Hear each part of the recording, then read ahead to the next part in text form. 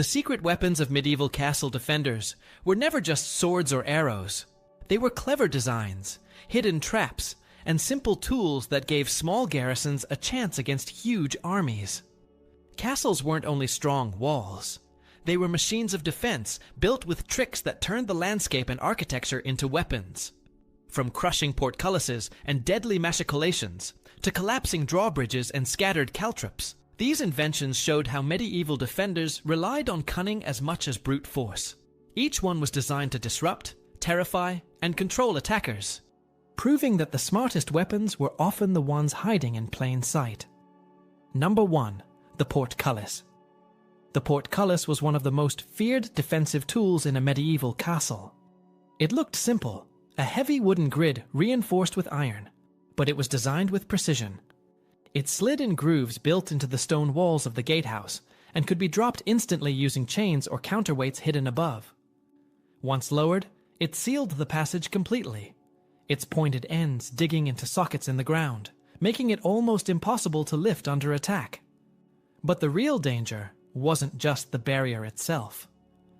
It was what happened inside the gate tunnel once it dropped. These passageways were deliberately narrow and dark, with walls lined by arrow slits. If attackers got trapped between two portcullises, one falling behind them, another still ahead, they were stuck in a killing zone. Defenders could shoot arrows from the sides, drop stones or boiling sand from murder holes above, or even thrust spears through gaps in the grille. In some cases, the sheer weight of the portcullis crushing down could kill a man outright or break a horse's back. English castles of the 13th and 14th centuries often had double or even triple portcullises, timed so that attackers felt like they were winning ground only to be caught in another trap. Bodiam Castle, for example, had multiple layers of defense at the gate, combining a portcullis with a drawbridge and heavy oak doors, turning the entrance into a death trap for any army bold enough to rush it. Conwy Castle in Wales used a similar system, with long gate passages that could be sealed instantly, trapping enemies under constant fire.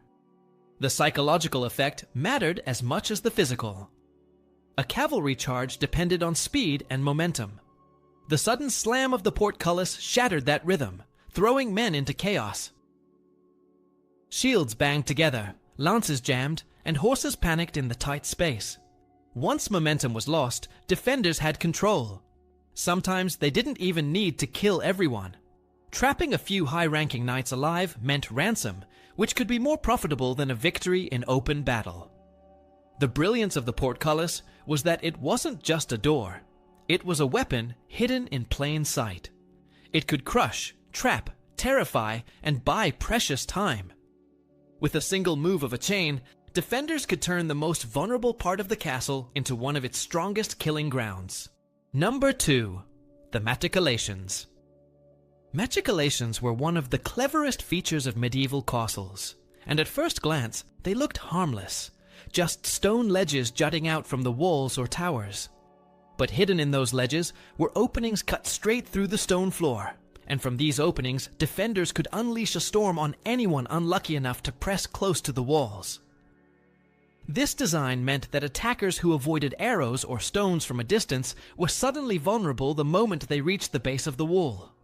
From above, defenders could drop heavy rocks, hurl boiling water, or pour hot pitch directly onto their heads.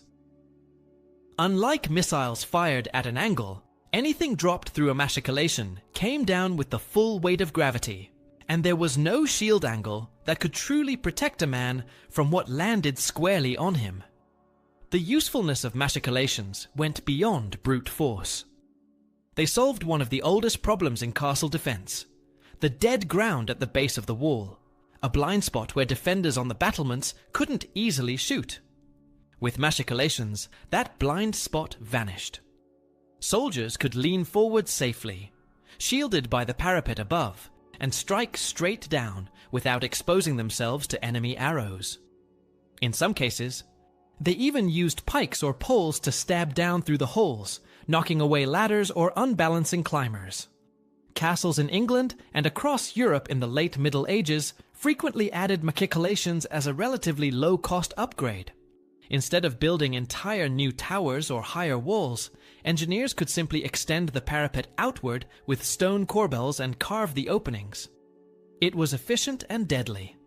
A few defenders on a wall equipped with these openings could hold off a much larger force because they controlled the most dangerous space, the wall's foundation. Knowing this, attackers had to change tactics.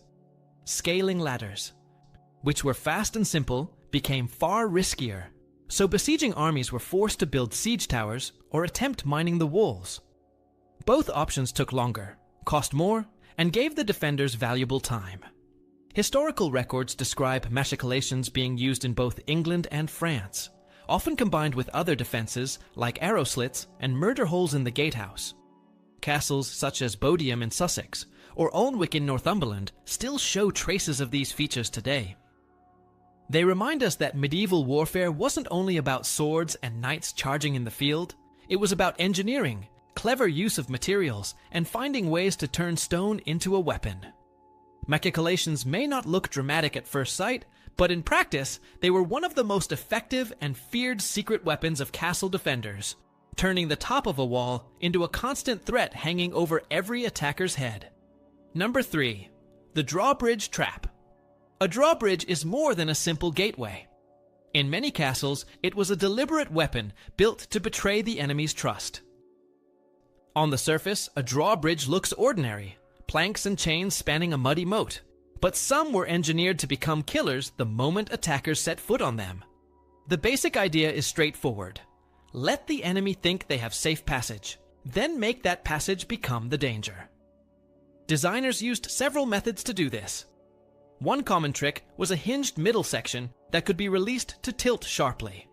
When the leading men reached the center, the hinge gave way, and they slid or fell into the moat below, often into water too deep to stand in, or onto hidden stakes driven into the bed.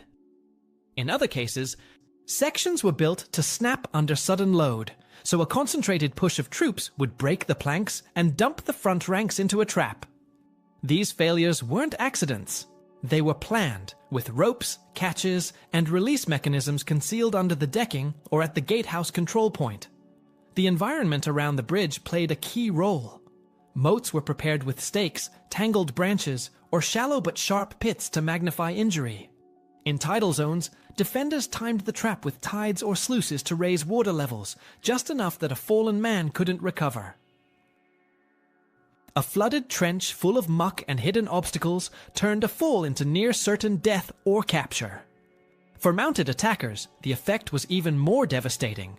Horses panic in deep or obstructed water, riders are unseated, and cavalry's shock advantage dissolves instantly. Some drawbridges used misdirection. The approach to the gate could be made to look wide and safe, with false paving stones or marker posts nudging columns into a narrow corridor aligned over the trap. Commanders who trusted their scouts and rushed with formation found themselves funneled into a death geometry where turning back was almost impossible.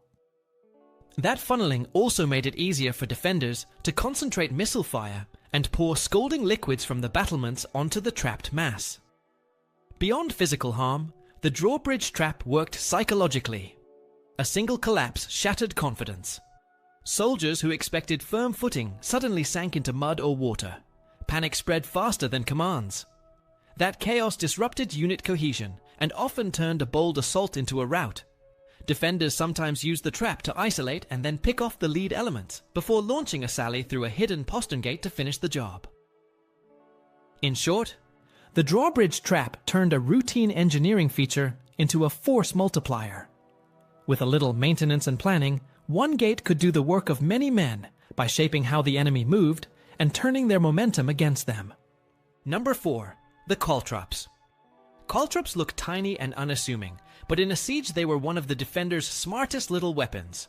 A caltrop is a small metal device made of 4 or more spikes arranged so that, when it falls, one spike always points upward. That simple geometry makes it perfect for disabling feet and hooves, soldiers and horses alike. You don't need many to change the whole rhythm of an attack. Scatter a bag or two of caltrops across a muddy approach, a narrow causeway, or in the dark before dawn, and the next wave of cavalry or marching columns runs into a field of walking traps. Horses scream, riders are unseated. Supply wagons stop, and foot soldiers stumble. Chaos replaces order. What made caltrops so attractive to castle defenders was how cheap and easy they were to produce and conceal. A blacksmith could forge dozens in a short time from scrap iron. They were light to carry, hide well under straw or in puddles, and could be tossed quickly from battlements or slipped into hedgerows. Defenders usually placed them in predictable choke points.